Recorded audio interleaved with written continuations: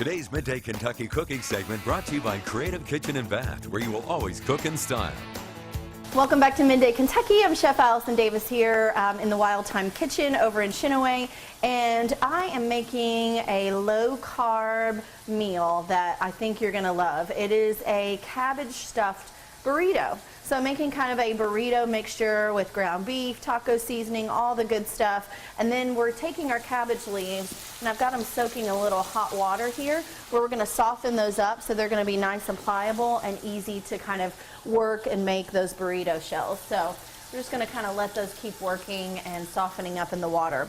What I'm doing first is I've just got some ground beef that we're cooking up, and we're going to go in with some diced onions.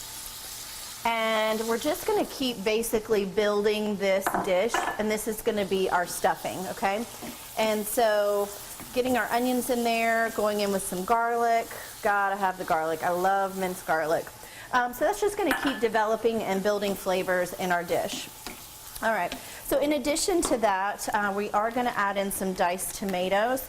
We're still in tomato season, believe it or not. We're getting to the end of it, but we are able to get some fresh tomatoes, and I'm just going to go in and just do a little, large dice on these, and these are going to be tied in with our filling.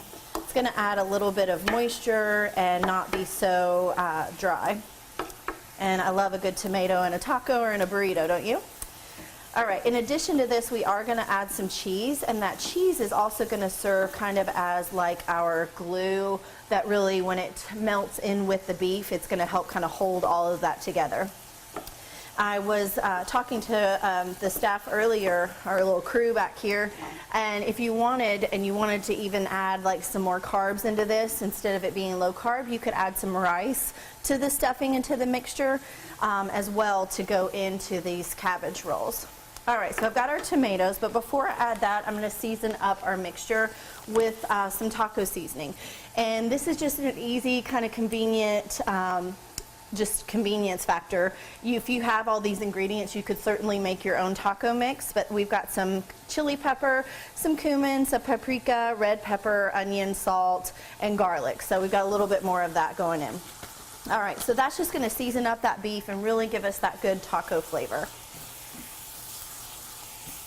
And then we are going to start shredding up our cheese. I've got a mixture here. This is just a Mexican blend. If you wanted, you could just use this. Again, if you're in a hurry and you needed to just grab a bag of shredded cheese and go. But again, if you know me, or if you've seen any of my recipes on Midday, you know I love some spice. So I'm going to go in with a pepper jack cheese here, and we're going to add a little bit of that as well. All right, so I'm just shredding that up. Another thing I do like to do, and I don't talk about this very often, but I like using block cheese, because a lot of times in the bag, your cheese that is already shredded has added anti-melting agents or kind of caking agents to them. So it's sometimes good to just get the shredded or the block cheese and shred yourself, and that cheese is going to melt a little bit better for you. All right, so our ground beef mixture is all ready to go here for our filling. Put that to the side. We're going to stir that in, and then we're going to add our tomatoes.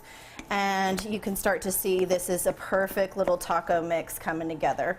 And I'm going to add some cilantro. Of course, no matter what I do, I season with a bit of salt and pepper. And then we're basically ready. And I'm going to let this cool just a minute, grab some gloves, and pull these little lettuce leaves out and show you not lettuce leaves, cabbage leaves. Pull these cabbage leaves out and kind of show you what we're working with. Okay, you can see how they're a little bit more pliable now.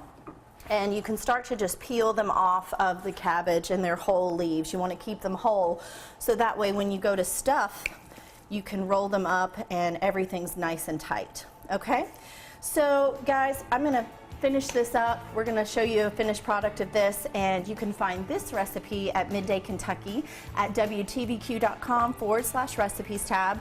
Click on that and many other recipes that you can find. I'm Chef Allison Davis. You can find me on Instagram at Chef Allison Davis, or come cook with me over at Wild Time Cooking.